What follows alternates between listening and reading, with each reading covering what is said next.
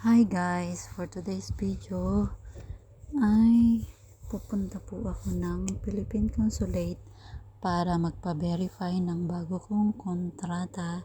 At ayan nga po, waiting po ako sa train na aking sasakyan papuntang Admiralty.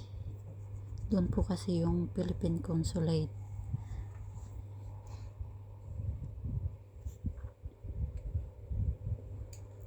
Ayan, nakasakay na nga po ako. Ayan, at nakababa na. Ngayon, hanapin ko yung exit sa papuntang Philippine Consulate. Ano nga ba yung mga requirements para sa verification ng kontrata bilang isang OFW dito sa Hong Kong?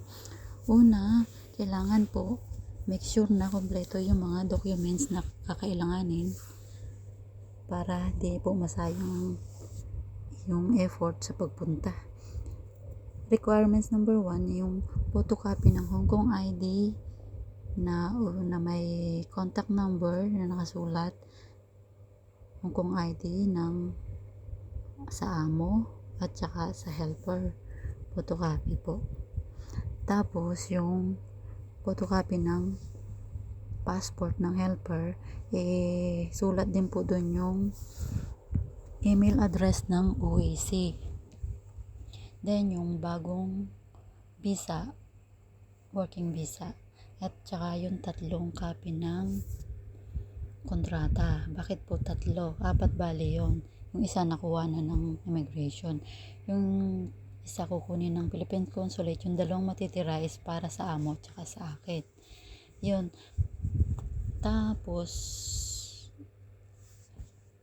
ayan na, palabas na ako ma-exit na po ako papuntang Philippine Consulate. Then pagdating nyo po doon, kuha kayo ng form ng OWA, fill upan yun. Pag na-fill upan nyo na po, pipila sa window para sa verification.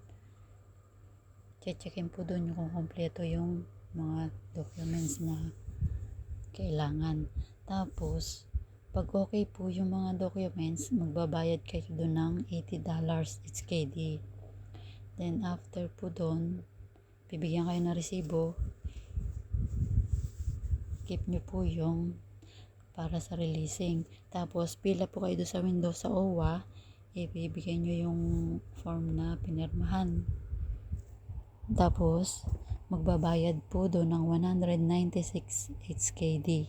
Then kunin nyo po yung receipt, yung resibo para doon sa OWA at resibo doon sa verification, i-drop doon sa pick up ng documents, yung kontrata. Siguro nag-antay lang ako ng mga 30 minutes ganun. Mas madali nga po kasi pag weekdays nakukuha rin, marirelease din that day. Di tulad po pag Sunday, naranasan ko, abutin na ako ng hapon, ilang oras kang pipila dahil sa dami ng tao. Kaya mas mainam po talaga na weekdays kasi konti lang ang tao. Ayan, at paakyat pa rin.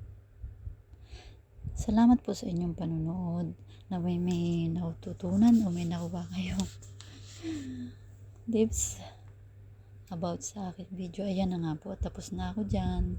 Hindi po pwede kasi mag video doon sa loob, kaya ayan, success po ang aking lakad. Ako'y pauwi na dyan. Maraming salamat po. Shoutout sa Tatay family. God bless.